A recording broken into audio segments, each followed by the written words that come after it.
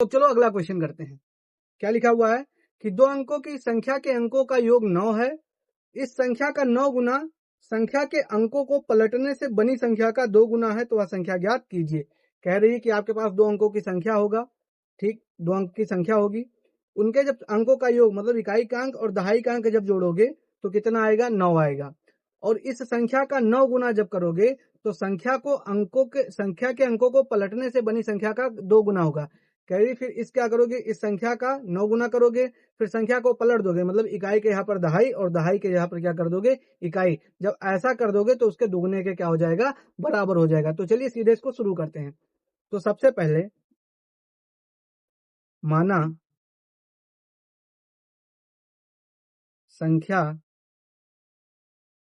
के इकाई का अंक, माना संख्या के इकाई का अंक x है, और फिर उसके बाद माना संख्या के दहाई का अंक क्या है, y। ठीक, तो बहुत लोगों को कंफ्यूजन होगा कि संख्या कुछ इस प्रकार से बनेगी yx, बट ऐसा नहीं है, ऐसे नहीं बनती है संख्या, इस बात का ध्यान रखना। ठीक, तो इस संख्या के इकाई का अंक x है और दहाई के अंक क्या है, y। तब यह वास्तविक संख्या किसके बराबर होगी, तब संख्या दिखेगी कैसे, तब यह वास्तविक संख्या, तब यह वास्तविक संख्या हमको किस प्रकार से दिखेगी, 10y प्लस में x, क्योंकि दहाई पता तो चलना चाहिए, दहाई मतलब 10 से गुणा, इस प्रकार से दिखेगी।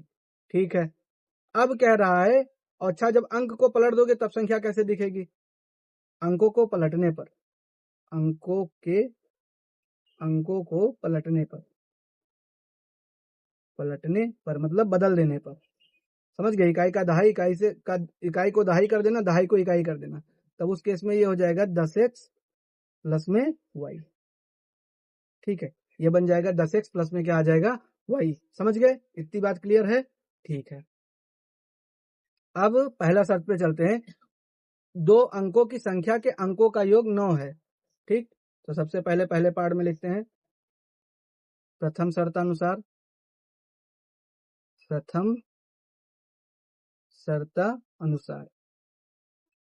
दो संख्या के क्या कह रही है, दो संख्याओं जो संख्या उनके अंकों का योग कितना है, 9। अंकों का योग ये किसके बराबर है, 9। तो एक अंक है हमारा x और एक है y, तो x प्लस वाई बराबर कितना हो गया, 9। इसको मान लिया समीकरण 1। ठीक है, अब क्या करना है, अब इस संख्या का 9 गुना, तो अब चलते हैं द्वितीय शर्त पे। तो अब यहाँ पे क्या लिखेंगे, द्वितीय शर्तानुसार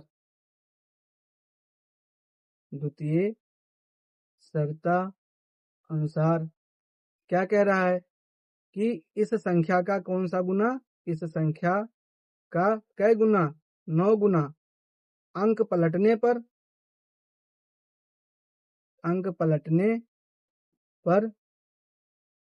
बनी संख्या के कै गुना हो जाती है, अंक पलटने पर बनी संख्या के कै गुना हो जाती है, शायद 2 गुना। फिर से पढ़ लेते हैं, कह रही है इस संख्या का 9 गुना संख्या के अंकों को पलटने से बनी संख्या का 2 गुना है, लिख दिया यहाँ पे। अब शुरुआत में हमारी संख्या कैसी थी, ये हमने ऊपर लिखा हुआ है 10y प्लस एक्स, समझ गए, क्या थी, 10y प्लस एक्स। तो यहाँ पे लिखेंगे, कलम चेंज करके ब्लू कर देते हैं, यहाँ पे लिखेंगे 10y प्लस एक्स। ठीक, इसका कै गुना, 9 गुना, संख्या अंक पलट दोगे तो ये हो जाएगा 10x प्लस वाई, और इसके कई गुने के बराबर है, 2 गुने के बराबर है। ठीक है, अब 9 से गुणा करोगे तो ये हो जाएगा 10 9 90y, फिर 9 और x का गुणा करोगे तो क्या हो जाएगा 9x बराबर, इधर 10 और 2 का 10 से गुणा करोगे तो हो जाएगा 20x, और 2 और y का गुणा करोगे तो क्या हो जाएगा 2y। अब करना क्या है, x और y को इकट्ठा कर लेना है बस, और कुछ नहीं करना है। तो क्या दिखेगा, कैसा दिखेगा, देखो ये हो जाएगा 90y। ठीक, उधर प्लस 2y था, इधर लाके एक काम करो, सबसे पहले चलो लिख लेते हैं, उधर प्लस 2y था बराबर के इस पार हो जाएगा -2y, इधर प्लस 9x है बराबर के उस पार से 20 आएगा इधर, तो एक काम करो ये हो जाएगा हमारा 20 है। और एक काम करते हैं, एक मिनट को सबको बराबर के उस पार ले चलते हैं। ठीक, जिससे आपको कंफ्यूजन ना हो। तो इधर बचेगा 0, देखो ये 20x था ही प्लस में, उधर प्लस 9x था, बराबर के इस पार आएगा तो क्या हो जाएगा -9x। ठीक है, अच्छा इधर देखो 2y प्लस पहले से लिखा हुआ था, बराबर के उस पार 90y है, बराबर के इस पार आएगा तो -90y बचेगा। समझ गए? अब यहां से क्या हो जाएगा 0 बराबर 20 में से 9 जाएगा तो कितना बचेगा 11x, और 90 में से जब 2y निकल जाएगा तो ये बचेगा 88y। ठीक, ऐसा लिख दिया हमने।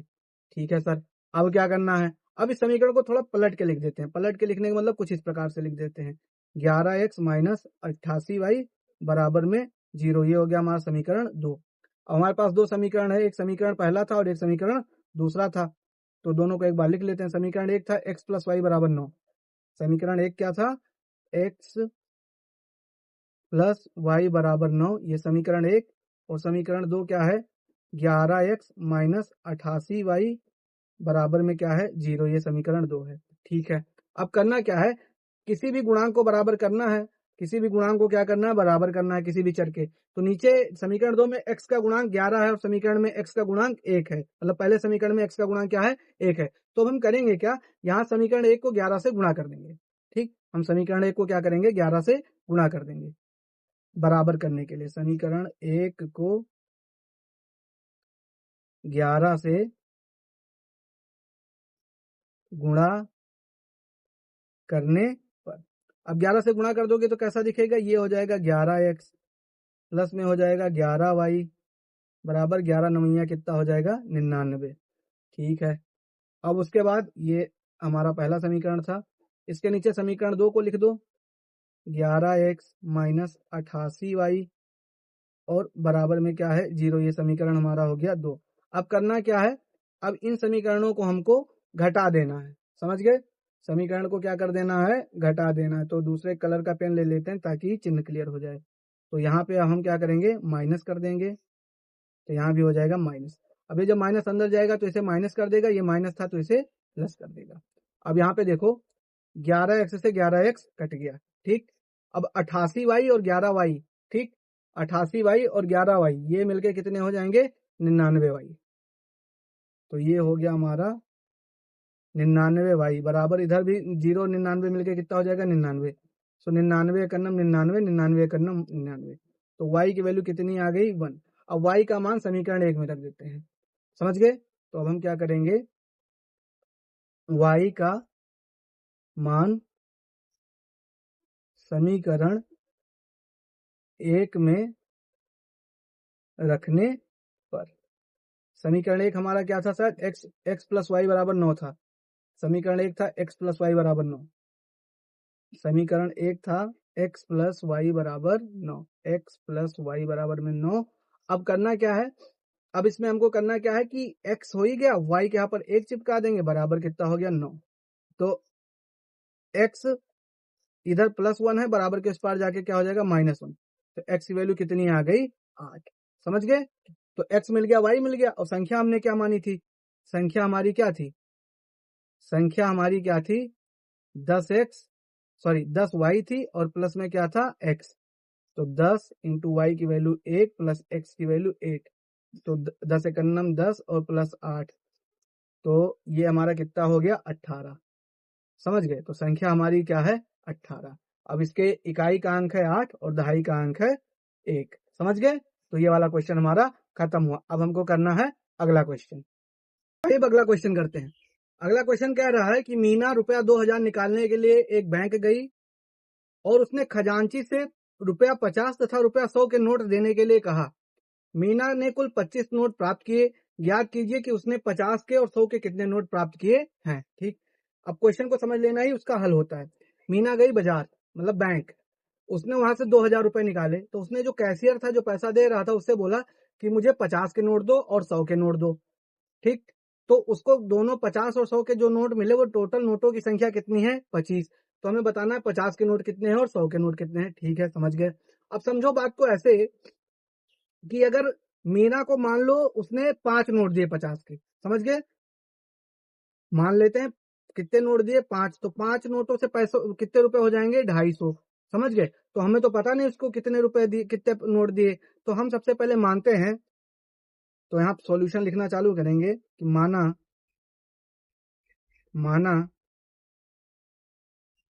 मीना को, ठीक, माना मीना को कितने मिले 50 के नोटों की संख्या x, नोटों की संख्या ये कितनी है x, ठीक। अच्छा, फिर माना मीना को मिले कितने 100 के नोटों की संख्या ये कितनी है y, हमें नहीं पता कितना भी है, मान लिया, ठीक है। तो अब उसे टोटल कितने नोट मिले 25, मतलब मान लेते हैं कि अगर मान लो किसको मिले 10 नोट, 10 ना मानो, मान लो किसी को मान लो मिल गए 15 नोट 50 के और 10 नोट 100 के, तो टोटल नोटों की संख्या कितनी हो जाएगी 25 हो जाएगी ना। तो अगर x नोट 50 के और y नोट 100 के हैं तो दोनों मिला के ही कितने होंगे 25। तो यहाँ पे लिखेंगे चूंकि नोटों की संख्या कितनी है 25, तो यहां से हो जाएगा x प्लस वाई बराबर 25, मतलब 50 के नोट और 100 के नोट दोनों मिला के कितने हो गए 25 नोट। अब उसके बाद फिर क्या हुआ था, देखो उसको क्या मिला था कि x नोट मिले 50 के, ठीक। अच्छा, यहाँ पे लिख लेते हैं मीना को मिले कुल पैसे, कुल रुपए, ठीक, मीना को मिले कुल रुपए, मीना को कितने रुपए मिले 2000, समझ गए। तो उसको मान लेते हैं 50 के नोट से 50x रुपए मिले और 100 के नोट से 100y रुपए मिले, तो ये दोनों मिला कितने हो जाएंगे 2000। ये हो गया हमारा समीकरण 2, समझ गए बात को, ठीक है। अब समीकरण 1 और समीकरण 2 को सॉल्व करना है, तो आइए सॉल्व कर लेते हैं।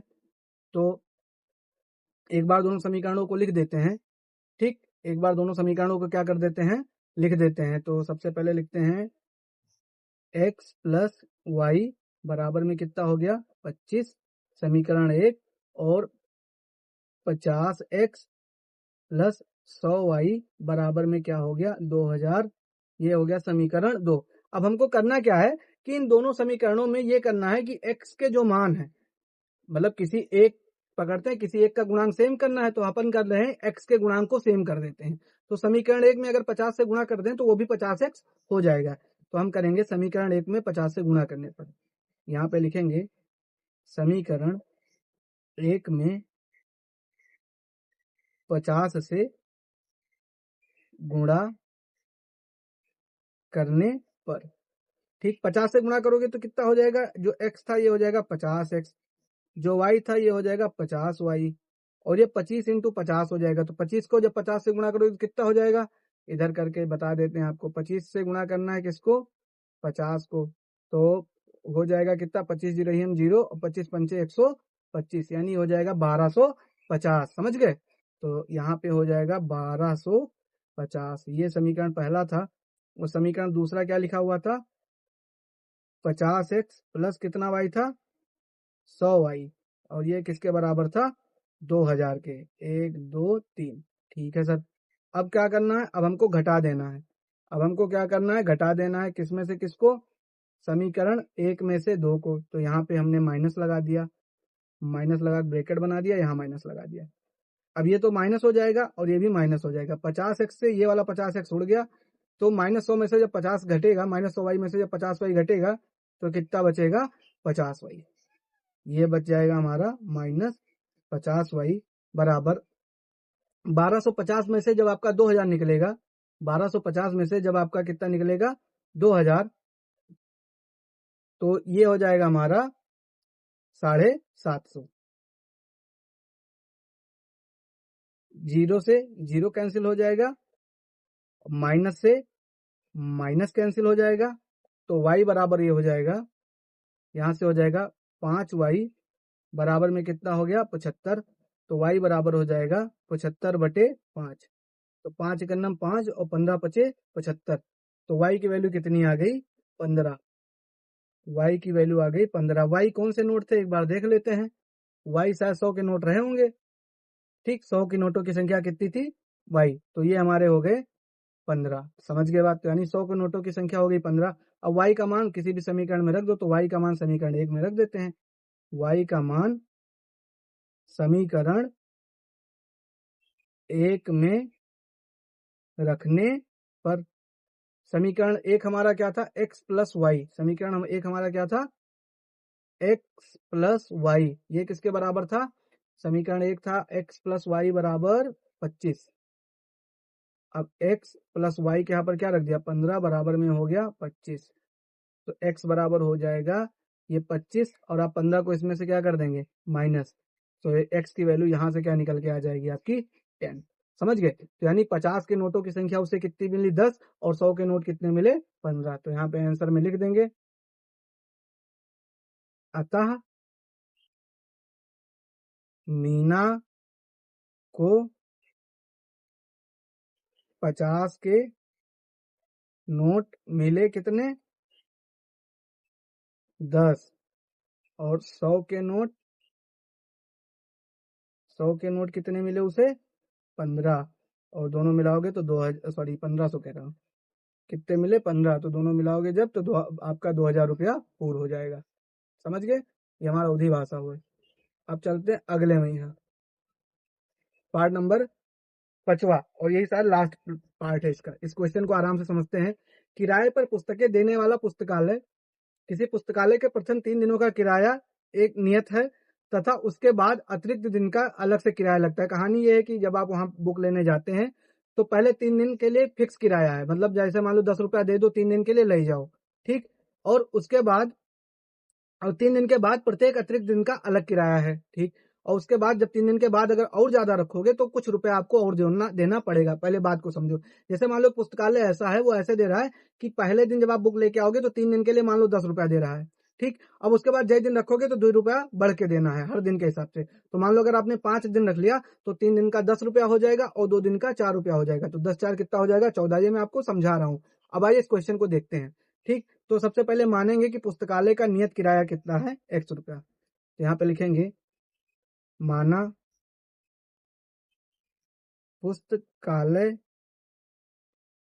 पुस्तकालय में 3 दिन का नियत किराया क्या रुपया है, 100 रुपया, ठीक है। अब प्रथम 3 दिन के लिए तथा उसके बाद अतिरिक्त दिन का चार्ज लगता है। तो माना प्रति अतिरिक्त दिन का किराया, ये मान लेते क्या रुपया है, वाई रुपया, ठीक। फिक्स चार्ज है 100 रुपया और प्रतिदिन का किराया है वाई रुपया। अब क्या कह रही है कि सरिता ने 7 दिनों तक पुस्तक रखने के लिए कई रुपए अदा किए, 27, ठीक। तो अब बात किसकी कर रहे हैं, सरिता की। अब समझते हैं। तो सरिता ने कई दिन रखा, 7 दिन। तो 3 दिन के लिए तो एक्स फिक्स पैसा हो गया होगा, समझ गए, प्लस उसने 4 दिन और रखा, समझ गए। 7 दिन का मतलब क्या हुआ, 3 दिन का फिक्स, तो 3 दिन के लिए 100 रुपया दिया होगा। और उसके बाद 7 दिन का जब और देगी तो उसके लिए क्या हो जाएगा, 1 दिन का वाई है तो 4 और एक्स्ट्रा। देखो 7 दिन में से 3 दिन निकाल दो तो कितना बचा, 4 दिन बचा ना। तो 4 दिन का कितना हो जाएगा, 4 वाई, ठीक। तो ये दोनों मिला के उसने कितने दिए, 27। ये हो गया हमारा समीकरण 1। समझ गए? पहले 3 दिन का तो एक्स दिया और उसके बाद फिर 4 दिन का जो है वो 4 वाई दिया, तो दोनों मिला के उसने कितना पे किया, 27, ठीक है। और उसके बाद सूसी थी, सूसी ने एक पुस्तक 5 दिनों तक रखने के लिए 21 रुपया अदा किया। अब सूसी की बात करते हैं। अब यहाँ पे किसकी बात करते हैं, सूसी की। सूसी कई दिन रखी, 5 दिन। तो 3 दिन का उसने भी कितना दिया होगा, एक्स, समझ गए। और 2 दिन का कितना दिया होगा, 2 वाई। तो ये हो जाएगा 2 वाई, और दोनों मिला के उसने कई रुपया चुकता किया, 21। तो ये हो गया हमारा समीकरण 2। अब समीकरण 1 और 2 को सॉल्व करना है, तो ये दोनों को एक साथ लिख देते हैं। तो हम लिखते हैं एक्स प्लस 4 वाई, ये किसके बराबर है, 27, और x प्लस 2 वाई, ये किसके बराबर है, 21, ठीक है। अब करना क्या है, अब इसमें से घटा दो। अब करो का घटा दो, कैसे, इसमें से इस वाले समीकरण को ऐसे घटा दो। तो ये देखो प्लस एक्स है क्या हो जाएगा माइनस एक्स, ये प्लस 2y है क्या हो जाएगा माइनस 2y। अब यहाँ प्लस एक्स से माइनस एक्स निपट गया, ठीक। अब 4y में से 2y जब निकाल दोगे तो कितना बचेगा 2y। अच्छा, और 27 में से 21 जाएगा तो कितना बचेगा 6। फिर 2 एक अन्नम 2, 2 3 6, यानी y की वैल्यू कितनी आ गई 3। अब y का मान समीकरण 1 में रख के x निकाल लो। तो हम क्या करेंगे, y का मान समीकरण 1 में